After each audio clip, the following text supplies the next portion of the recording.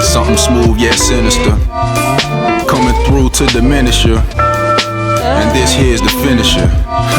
Check it out. What's going on, guys? Trey coming back at your screen by means of the World Wide Web. And today for you guys, just in case you don't know, this is talking about the Summit Gate.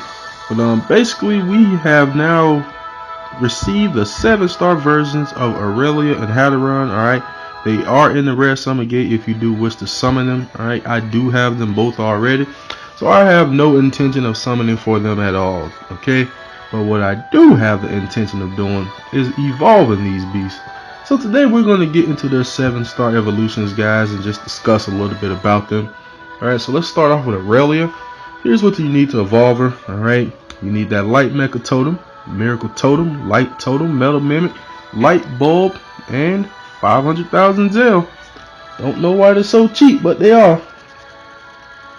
So let's go ahead and get Aurelia evolved, and we'll discuss her a little bit, what she's capable of, pretty much top to bottom, guys. Alright, so bada boom bada beam, baby, let's get evolved. Yes, that's it. My new tune is finally complete. Chuckles. I wonder, will you listen to it? I will when I get that anima. Right now this one's Lord, so we'll just have to roll with this one, but definitely will be getting that anima, no doubt. Alright, they always come to me sooner or later. So let's get into a brief discussion of Aurelia's capabilities. Alright, her name is Archangel Aurelia. Alright, let's start with the leader skill. Well, actually, let's talk about it first. She has a normal hit count of 12 hits. Alright, she gets 2 on the drop check per hit, so that's a total of 24. Alright, the BB has no hits because it's mainly healing. Alright, it does still do damage though, which I do like about it. We'll discuss that shortly. Her SBB is 16 hits with a BC cost of 26. Her BB cost is 21, and then her UBB is 21 hit AoE with a 20 hit BC requirement to fill that gauge. Alright, drop check on her BB or her SBB and her UBB is just 1 per hit. Alright, because they're AoEs, that's pretty much how all of them work. Alright, now let's get into her leader skill. The leader skill is called Grace of the Divine. Negates all status ailments, 40% boost to defense, recovery, and boosts HC and BC drop rate. Alright, that BC and HC drop rate boost is by 25%, which is not bad at all. That's pretty nice on the leader skill there. Alright, next let's talk about an extra skill. It is called Soul of the Divine. Alright, 40% boost to defense, recovery, and probable slight boost BB boost when attacked when the Harp of Aurelia is equipped. Alright, so in order to activate that part of her extra skill, you will need her sphere, guys. Alright, we will be discussing their spheres very shortly. Alright, let's just discuss the unit themselves first. But of course, if you equip them with this sphere, you'll be able to unlock that part of her extra skill, which basically gives her a 50% chance to get 2 to 3 BCs when she's attacked. Alright, so not too shabby there. Alright, the BB, which I actually like. I actually like this BB, guys, because it doesn't attack, but it still does damage, and here's how. Okay, her BB is called Canticle of Ruin. Alright, gradually recovers HP, all status ailments removed and negated. Alright, and additional damage dealing effect to all foes at the end of turn for 3 turns. I like that. Alright, I like that.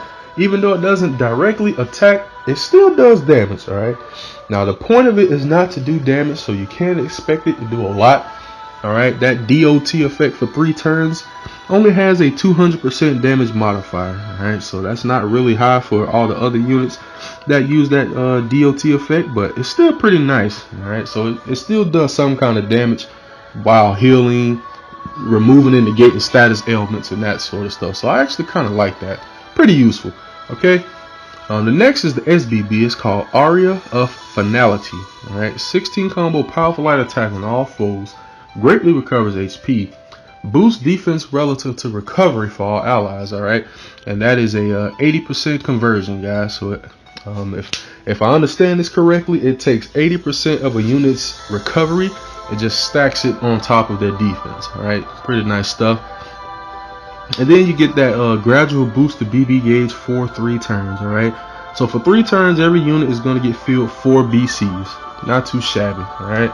So her BB and SBB are definitely a world apart. They're really different. So you can use her. That makes them versatile, guys.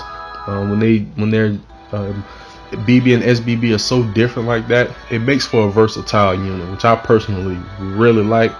I really like that. Very versatile stuff right there. Alright, then you got the UBB. It's called Song of the Seraph. Alright, 21 combo massive light attack on all foes. Fully restores HP for 3 turns. And probable resistance against 1 KO attack for all allies. Alright, basically what that means, it has a 50% chance to give the Angel Idol effect to every unit on the squad. Alright, so this UBB, depending on RNG, can either be really good or really bad. Alright, that's basically how this one works. It's sort of a gamble. I personally don't think it's worth it, considering you have to fill up your valuable overdrive gauge and then you use it on something with such crusty chances as that. Me personally, I probably will never use it. I'm more of a guaranteed type of guy. If that was guaranteed to put Angel Idol effect on my whole squad, most definitely I would love this freaking UBB. But only a 50% chance, not really sold on it. Alright, there's easily a unit out there that has a more valuable UBB than that. Alright, so that I won't be using so much. Okay, but that is our discussion about Aurelia. I'll have her maxed out before you know it. Alright, next one we're going to evolve Mr. Hadaron. Alright, so here's what you need to evolve Hadaron up to 7-star. You need that Dark Mecha Totem, that Miracle Totem, that Dark Totem, that Metal Mimic, that Dark Bulb, and then only 500,000 Zell. So let's go ahead and get Hadaron evolved. Now this Hadaron is Anima type, so he's going to get the treatment. He's going to get the good treatment, boy. The foot rub, the massage, all that. We're going to take care of this one, boy. Anima type. Here we go, baby. See them? I do. Hear them? I do. Smell them? I do. Sense them? Do you not? Yes. Let us unleash the hounds of death. So, first and foremost, I don't know about you guys, but I think freaking 7-star Hadaron looks sick. That fool is looking mad fresh right there, boy. I like his look. I really like it. But that's that Anima type bad boy right there, boy. That's your bad boy. Alright. One more thing I forgot to mention about Aurelia, guys. Her Anima type can get over 8k on the HP with no spheres or nothing like that. I think that's pretty impressive. Alright. That's definitely top of the line stuff. But anyway, back to Hadaron. Let's discuss Hadaron, okay? So, he has a normal hit count of 13 hits. 2 drop check per hit for a total of 26. Alright, his BB is AoE, 13 hits. Is it 13 hits? I think it's 13 hits. Let's see, double check here real quick. See, Gehenna's Anguish is 15 hits.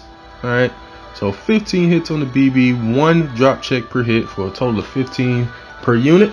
Alright, his SBB, single target, 17 hits, 2 drop check per hit for a total drop check of 34. Alright, the BB takes 25 BCs to fill up. SBB takes 26. The UBB takes 26 as well as a 19 hit AoE with a drop check of 1 per unit. Alright, what I do like is that UBB has a 2000% damage modifier. Alright, that's pretty freaking powerful. Alright, that UBB is going to just cave some people's faces in big time. Alright, but both of these units, both Aurelia and Hadaron, have the same imp caps. Alright, 1100 HP, 440 to the rest. Alright, so pretty standard for 7 stars nowadays. That's really the standard for them. So let's go ahead and get into that leader skill.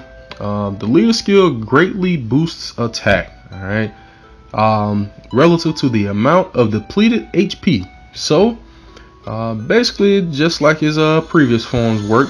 Alright, for every 1% of HP that is lost when Hadaron is leader, a unit gets a 4% increase to their attack and a 0.5% increase to their defense. Alright, so not bad there.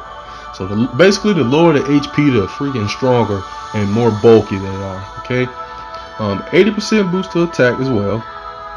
and probable defense ignoring effect when attacking. So the units, we have a 20% chance to ignore defense when they attack. Alright, not too shabby. Alright, now the ES, I don't know about you guys, but I really like his extra skill. It's called Soul of the Immortal. Alright, boost critical damage, and that boost is by 75%. Now, hopefully it stays that way. Alright, I don't know if you guys know it or not, but one of our precious Soulbound Saga 7-star units just got a little bit of a nerf here. Alright, is what I'm hearing anyway. I haven't confirmed it myself, that's what I'm hearing. Mr. Otor, they basically took all of his little crit increases and they nerfed the heck out of him big time. Just nerfed him right into the ground. So he's not completely useless, but don't be too much relying on that crit output anymore, okay? So hopefully they don't do that to Hadaron either, but he has a 75% boost to crit damage with his extra skill.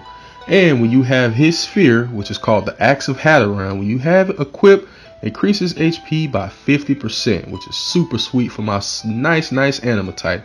So he's gonna be mad bulky. You max implement all this and that, and boy, he's just gonna be tank.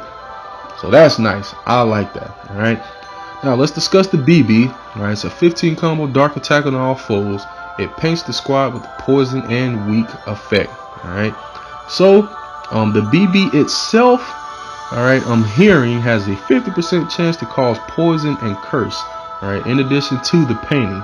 Now when he paints the squad, that gives him a 25% chance to cause poison and weak to the enemy squad. Okay, so not too shabby there either. Now his SBB, this is basically where Hadaron takes himself and just like injects himself with steroids or something. I don't know what the freak happens here, but this guy becomes just tanky.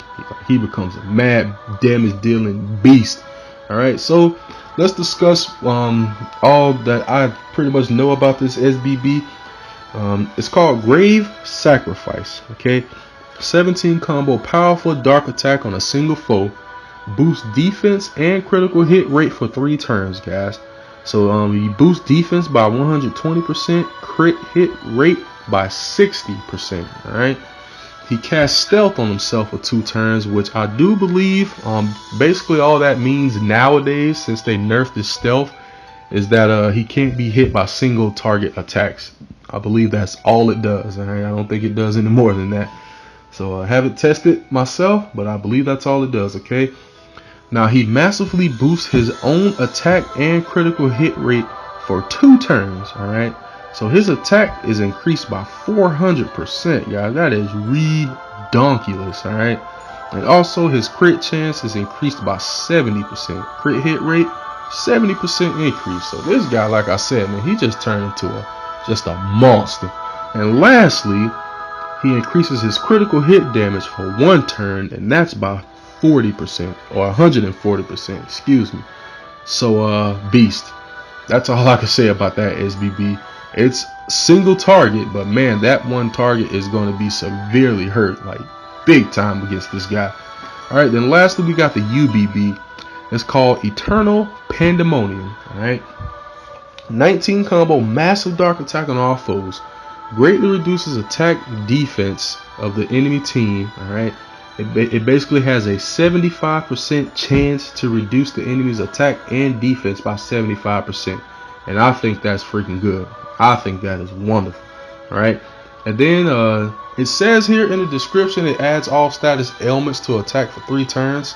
All right, what I'm hearing through the grapevine is that it actually does not do anything about adding paralysis or curse. That's what I'm hearing through the grapevine. Okay, don't know that for sure. Like I said, I haven't tested it, but I'm hearing that it does not inflict paralysis or curse. All right, just the other 4 status ailments.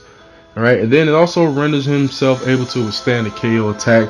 Basically, he puts the Angel Idol effect on himself. All right, so me personally, I don't think that's a bad UBB at all. I really like the fact that it decreases attack and defense by 75%. Well, it has a 75% chance to do so anyway. Those aren't bad odds in my opinion. That's a UBB I probably would use if there's nothing better out there to use. All right, so that's the quick breakdown about 7-star Hadaron and 7-star Aurelia. Okay, now one last thing we need to do and I think this is where they are. Let me check here. I didn't really look beforehand, so let's pop in here real quick and see. But as discussed earlier, they both have their own spheres. Okay, you are going to have to craft those spheres and equip it to them in order to unlock the full extent of their ES. Alright, so as you can see here, I'm already able to craft them both. Alright, so we have the Harp of Aurelia here, absorbs HP when attacking, nullifies all status ailments, reduces BB gauge requirement, and chance to refill BB gauge when attacking. Alright, and then for Hadaron, we have the Axe of Hadaron. Alright, boosts to attack and defense relative to depleted HP, which I'm sure stacks with his leader skill. Boosts damage to weaker elements and grants immunity to critical hit damage. Alright, so wonderful stuff here. I really like that the Harp of Aurelia ain't no stats here. Alright, so you can boost Aurelia up big time. So here's what you need, guys. Okay, you still do need to get those void chunks. Alright, I formed the heck out of them previously, so I'm not really going to have to form too many more. Alright, so farm those void chunks. You get them from the mission called Exodus. It's a raid X2 mission. It's called Exodus. I believe it's a RC4 mission. Alright, so go do that. You get them from Centurion when you defeat them. You have a chance to get them anyway. Alright, now the Storm Wings Charm, and there's another item here for Hadaron Sphere. Alright, let's go ahead and show you that. It's called the Netherhound's Deceit. Alright, so the Storm Wing Charms and the Netherhound's Deceit you have to get from completing their Grand Quest. Alright, at 90% completion you get the Storm Wing for Aurelia. At 100% completion you get the Netherhound's Deceit for Hadaron. Alright, so that's basically all you need, guys. Get those 2 Grand Quest items. Alright, you get the void chunks from Raid Battle. Come here with 100,000 karma, and bada boom bada bing. Make yourselves these wonderful spheres for your brand new 7-star units. Alright, so simple as that. Done and done. Alright, guys, so I think that's pretty much it as far as all the news we have on 7-star Aurelia and Hadaron. Alright, so hope you guys enjoyed it. Alright, we're gonna wrap the video up here. I wanted to thank you all for watching. If you wish to join the Facebook group, the link is down below in the description. Otherwise, please continue to like, subscribe, favorite, share, comment, and everything else. And of course, I will be back at your screen with more Brave Frontier Global soon. Later, guys.